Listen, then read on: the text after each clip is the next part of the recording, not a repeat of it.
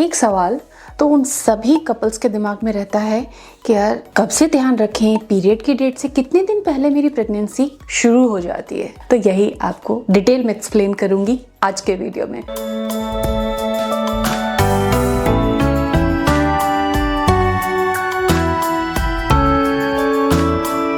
Hello and welcome again to Prerna's fertility care. आप सभी का बहुत बहुत स्वागत है इस चैनल पर। रिप्रोडक्टिव हेल्थ के लिए डाइट एंड लाइफस्टाइल आइडियाज़ मैं हर दिन आपके साथ शेयर करती हूँ। आज कुछ क्यूरोसिटीज़ है, कुछ क्वेश्चंस आप लोगों के मुझे मिले जिसमें हमारे व्यूअर्स जानना समझना चाहते हैं कि पीरियड की जो डेट होती है उससे कितने दिन पहले प्रेगनेंसी की शुरुआत हो जाती है। अब ये भी इसलिए पूछना चाहते हैं कि वो अपनी डाइट, अपनी केयर, अपने प्रिकॉशंस जो लेने होते हैं प्रेगनेंसी के लिए वो शुरू कर सके, उनका ध्यान रख सके।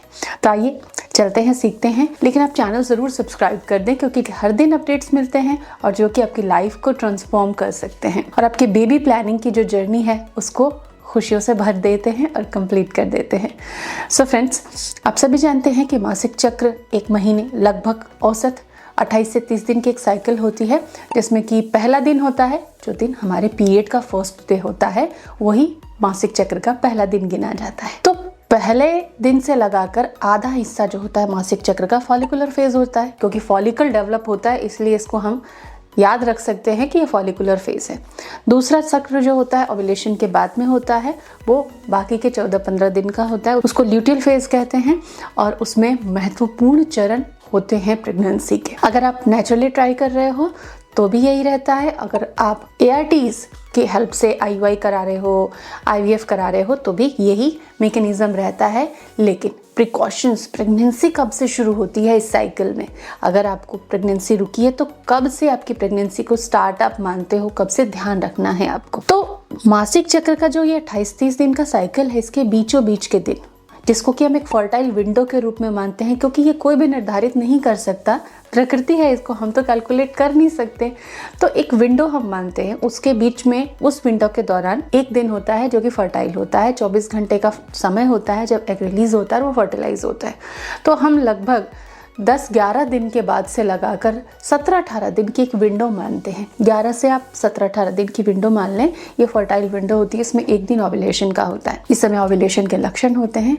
लेकिन प्रेगनेंसी कब शुरू होती है, तो जब आपका एग रिलीज हो जाता है, एग को स्पर्म मिलता है और एग को फर्टिलाइज कर देता है। ये सारी क्रिया होती है आपकी फिलिपियन ट्यूब्स में। और फिलिपियन ट्यूब में जब एग फर्टिलाइज हो जाता है तो 4 से 5 दिन में वो धीरे धीरे यूट्रस में आता है। यूट्रस में आते ही बहुत महत्वपूर्ण चरण होता है भ्रूण का आरोपण, जिसको कि इम्प्लांटेशन कहते हैं।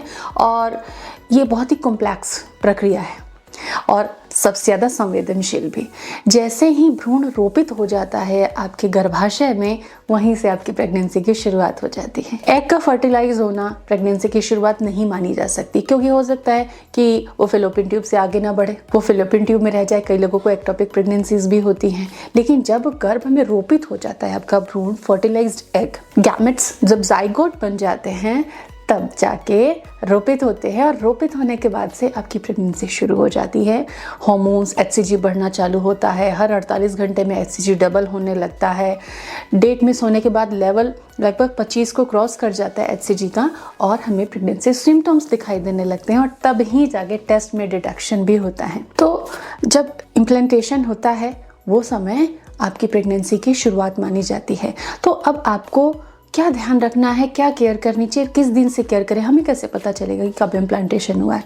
तो जब भी ओव्यूलेशन होता है उसके 4-5 दिन बाद आप इम्प्लांटेशन का टाइम ऐसे ही रफली कैलकुलेट करके अपनी प्रिकॉशंस, अपनी डाइट, अपनी लाइफस्टाइल, अपनी मेडिकेशन, जो भी सप्लीमेंटेशन आप ले रहे हो रख सकते हो। ओव्यूलेशन के बाद कोई भी ऐसा फूड जो आपकी बॉडी के लिए वार्म हो, जैसे कच्चा पपीता है या पाइनएप्पल का कोर है या फिर कोई ऐसी सब्जी जैसे बहुत गरिष्ठ खाना, हैवी ग्रेवी वाली सब्जियां होती हैं, बहुत स्पाइसी फूड होता है, वो हम अवॉइड करने को कहते हैं।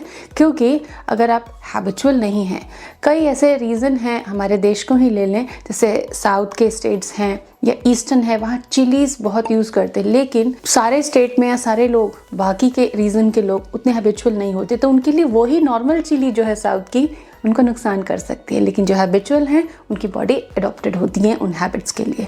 तो आपको ध्यान रखना है कि जो चीज़ें आपके बॉडी को नुकसान पहुंचाती है, गैस करती हैं, हीट प्रोड्यूस करती हैं बॉडी में, वो नहीं खाना है। शुगरी चीज़ें नहीं खानी है, वो इंटरफेयर करता है आपके हार्मोन्स को और प्रेगनेंसी को लॉस भी पहुंचा सकता है। एडवेंचर नहीं करना है, एक्सर्शन नहीं करना है, नाइट आउट नहीं करना है, लेट नाइट जगना नहीं है, ये सारी चीज़ें आपके हार्मोन्स को डिस्टर्ब करती हैं। तो जब ओव्यूलेशन आपका संपन्न हो जाता है, मासिक चक्र का दूसरा हाफ होता है, तब से आपको अच्छे जूसेस लेने हैं, अनार वगैरह यूज़ करना शुरू करना है, प्रोटीन अच्छी मात्रा में लेना है। हालांकि कंसीव करने के लिए भी पहले से आप अपनी डाइट और लाइफस्टाइल पे जो काम कर रहे थे उसे आप कंटिन्यू रख सकते हैं। हेल्दी रूटीन ही एक हेल्दी प्रेगनेंसी आपको दे सकता है, यही मैं आपको समझाना चाहती हूँ। यही मेरा मोटो है कि आपका फूड जो है वही आपकी दवा बन सकती है। जुड़े रहें हमारे साथ। Thank you.